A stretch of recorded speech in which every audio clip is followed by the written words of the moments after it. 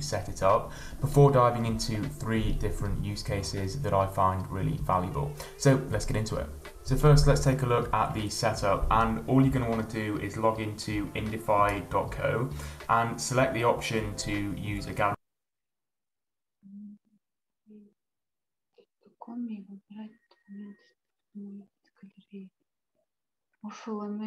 I should mention this is a pro feature, so if you're on the basic plan, you're going to have to upgrade to get access to this. Now, when it comes to actually putting the widget together, it's really intuitive. I think the guys at Indify, they've done a really good job of just making this a very easy feature to use. So what you want to do is just upload. Бұл баяғы identify-дан қылып тұр да. Көрдіңіз, осы жолға кірсеңіз. Identify.com дейді. Com емес, және co.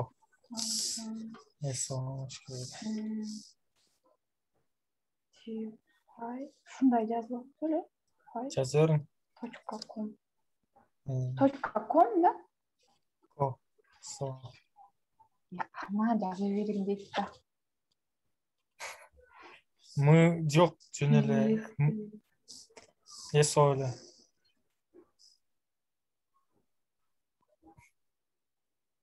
Жерде жоқ күнне. Hazır жіберем.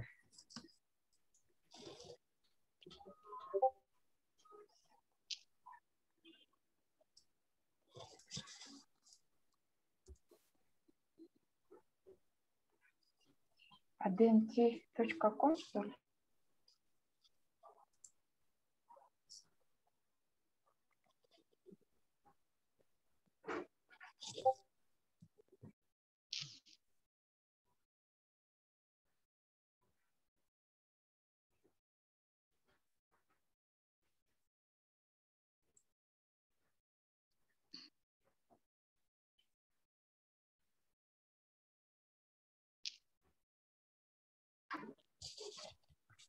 Жібердің бе?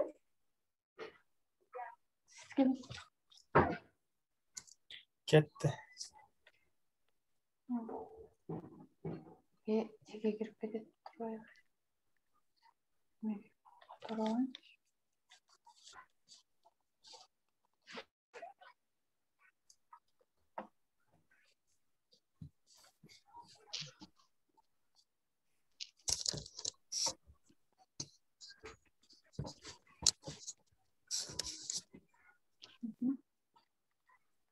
Бұл жерге мынау адресті кетірейін.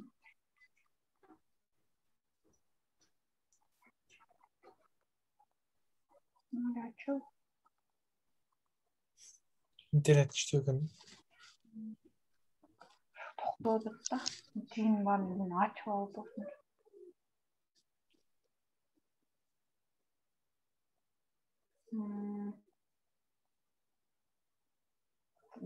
Video tutorial değil. Екі сөз сөйлерің, ал тек жақтан туториал көріп отпайсыз. Жаңағы видеоға кетіп қалды. Бұл жерде? Жаңағы видео. Video? Your different images that you want to appear in the carousel, and then you also have a load of other really sort of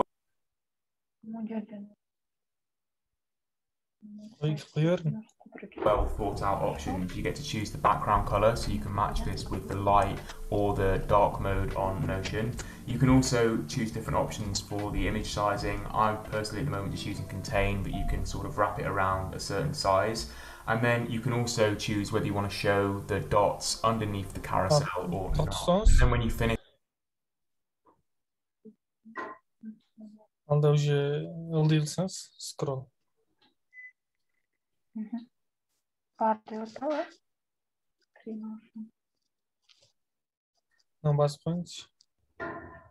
first, let's take a look at the setup, and all you're going to want to do is log into indify.co.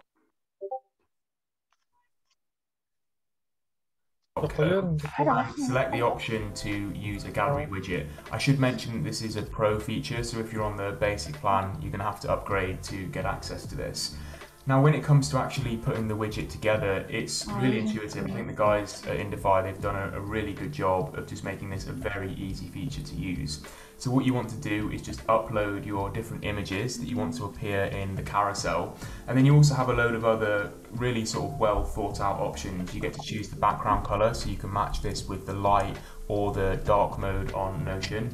You can also choose different options for the image sizing. I'm personally at the moment just using Contain, but you can sort of wrap it around a certain size.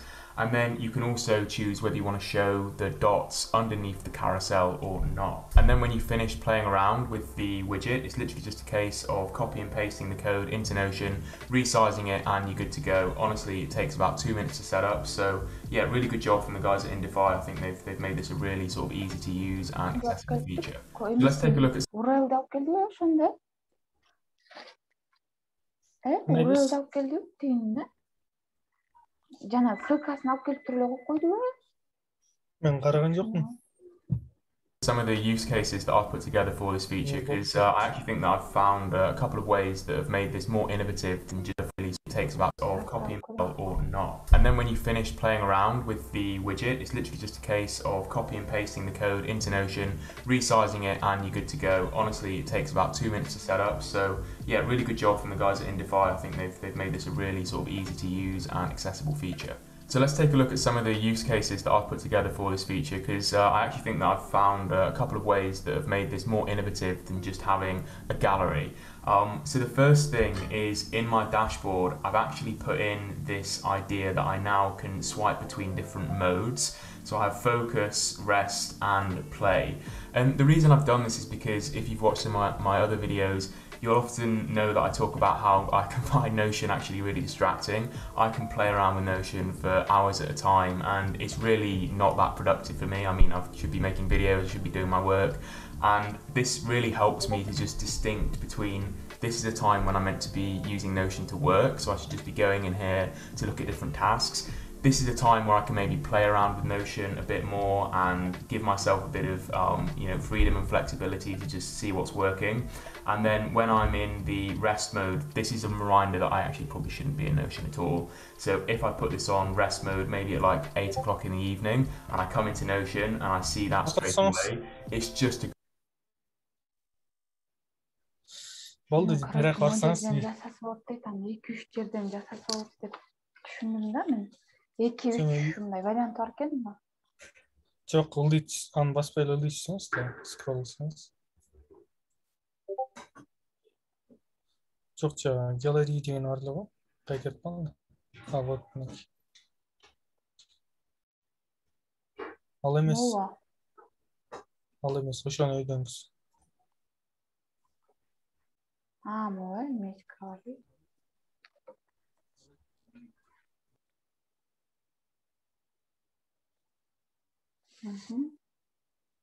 Азыр бул жерге фотолорду жайнатышыбыз керек экен.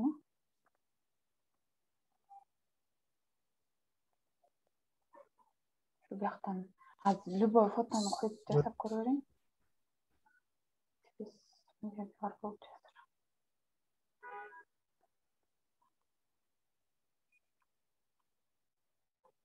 Коя берейин да муну.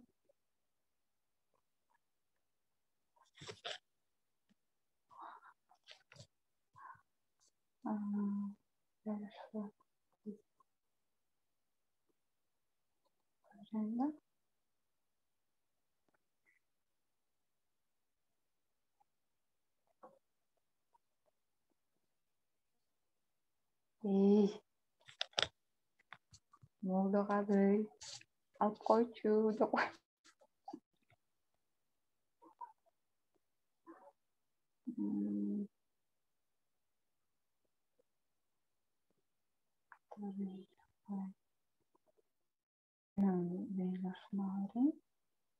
Ana bu yerden degan yoldaga olib turib, u ketadi dedi. Ya boldu şu mendile. Şolda morniyemo saydesti. Bir daha açılıp var. Nem trocken al. Latin. Al da color da özgürlük koyun.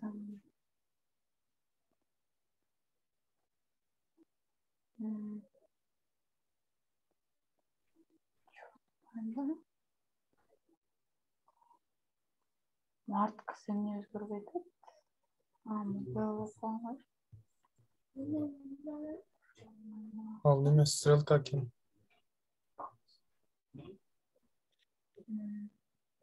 Окшойт. Ушул dark mode default болот, ошомосоңуз. Мына. Анан Болду, аны копия кылып туруп Уралды алып туруп. Антака коюп коюп экенбиз да. Сага азыр.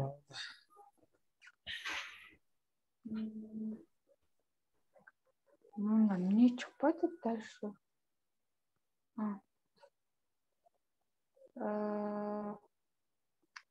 Коюп туруп, муну кой да. Ушуну койгондо чыкты да. Вот. Всё. Эме чыкпайт. Мындай эле болуп калыптыр да. Жок, биз стрелкаларды кара кылган үчүн, фонда кара болгон үчүн экөө көрүнбөй калды. Ачтык болот анда ошону мен беле. Ушинтип жасап болот экен. Всё, рахмат чоң. Анда мен чыга берейин. Эмелерин тандап туруп. Чоң рахмат бергениң сонун болбоду. Ладно, давай. Теперь бизден ушуган эме табышыбыз керек контент. Жана сиз айтып атпадыңыз беле, Мунара же? Бөлүмдөрдө. Бөлүмдөрдө ошолорду ушул жерге мындай кыскача кылып, мындай түшүнүк кылып, мисалы эме деп туруп ошону жазып, бул жерге деген как бы ичине мындай жөн эле сүрөт болуп калат экен да. Бөлүмдөргө жанагыларды, бул жерге башка бирдеке ойлоп табыш керек го дейм, Бул деле жакшы экен, ушу мындай ачып листать эткен экен да, как слайд кылып. Бул жерге эмне кылып, койсок болот?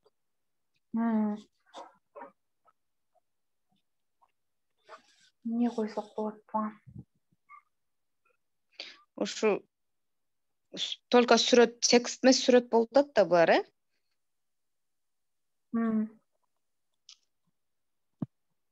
Жок, ошо сүрөткө деле текст коюп койсок болот. Болсо керек, Жана ошондой эме болуп менен туруп. как жана Canva менен жасап туруп, анан ошого бул жерге киргизсек болот да.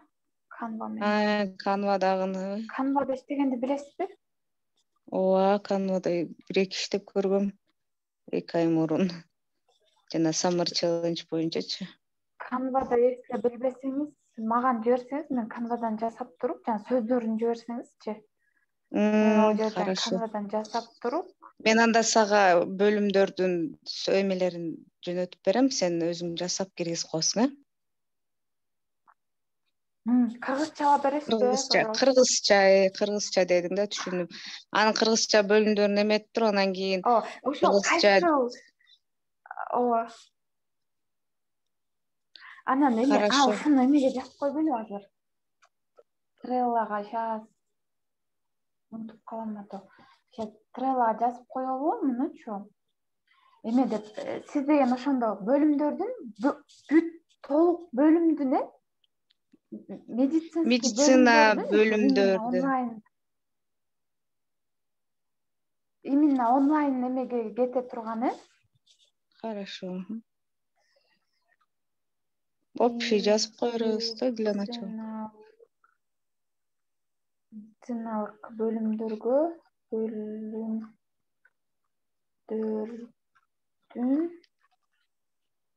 сөздүгүн түзүү деп коеюнчу,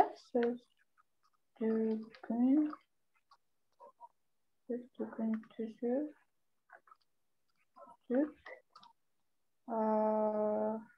түзүү деп коеюн. Анан сиз маган жибере бериңиз, или ушул жерге Треллага киргенди билесизби? Треллага кирип, ушул карточкага сизди белгилеп коем. Ошол жерге эле киргизе берсеңиз болот да, ушул жерден эле копировать ставить кылып, анан жака фотолорду мен подбирать этип анан коем, тиги жерге коюп, анан сөздөрүн ушул жерге кошобуз да, Хорошо, макул. Антей, сиз биякта жок окшойсуз да чута. Барсызбы? Анда сиз эметейин окшойт.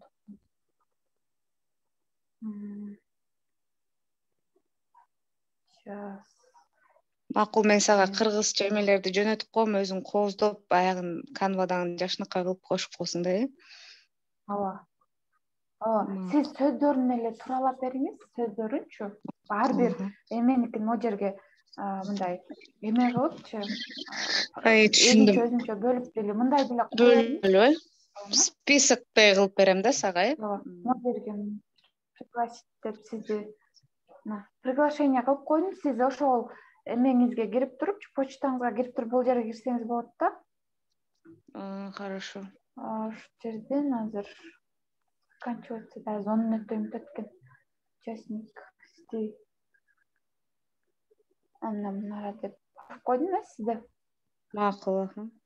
Могу жерге киргизип анан коюп коесуз да, анан эртеңки чейин бүтүрө аласызбы?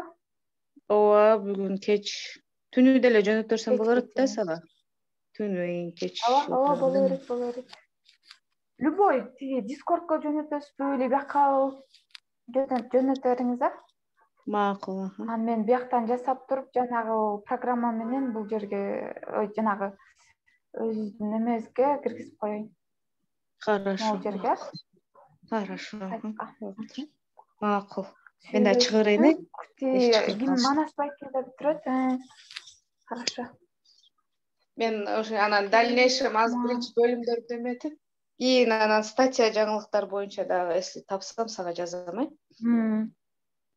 Вот чын эле мырзайым, статья жаңылыктар кыргызстандык болуш керекпи, и мировойбу эле? Мировой деле боло берет кыргызстандык. Негизи мировой болсо кичине жакшы болмок да. Вообще классно болмок. Мировой болсо. Мировой в основном на английском да, анан ошону перевод кылыш кичине эме болуп калат го. Өзүң жардамдашасыңар да, кыргызчаны жакшы билгендер. Ооба. Перевод кылганча кыла бериңиз. Анан биз если эметпесе, ошону биз да оңдошуп эметип калабыз да. Жасайбыз чогуу эле. Сүйлөштүк, хорошо.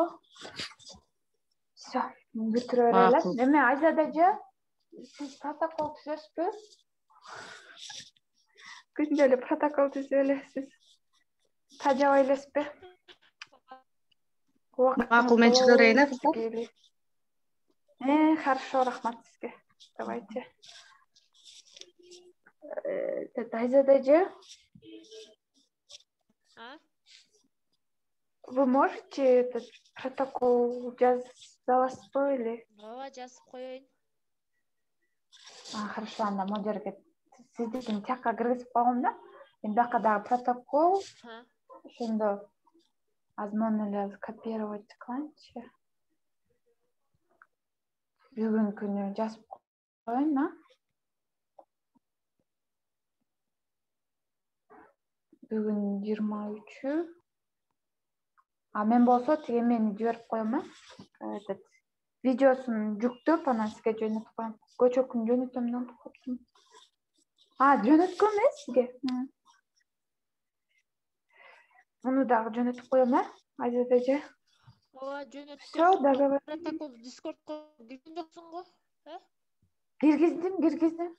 Аякта деген протокол веткасын ачып койгом да. Ооба. Могу жерден азыр. Сейчас. Кандай жүрөт? Могу протоколдор дегенге. Ушу жерге кирип койгом. Өзүнчө болуп атат да ошончо. Всё, тогда. Мен эмесин жүктөп коеюн, видеосун. Сиз эмесин жазып коесуз да. Манасбайке тиги эмелерди бүтүрсө, вообще сонун болот эле деп болот да. Озвучка кылып койсок, классно болмок. Мен бүгүн бүтүүгө аракет кылам. Хорошо. Мен эмеден Figma'дан эме жасай берейин. Тиги макет, пока булар бүткүчө, Анан полноценный эме менен чыгат экенбиз. Команда менен чыгабыз ошондо. Баарыңар жакшы. Бүтө эле мен жиберип коем сизге. Телеграмдан же неле Дискордтон. Телеграм же Дискордтон жиберейин. Любой сизге кайсы ыңгайлуу болсо ошонусу менен жөнөтүп бериңиз да. Все, сүйлөштүк. Ладно, давайте. Чоң рахмат. Келип берип, обсуждение кылып, жумуштарыбызды жасап эле. Ошо мен өчүрө берейин, Ладно, давайте.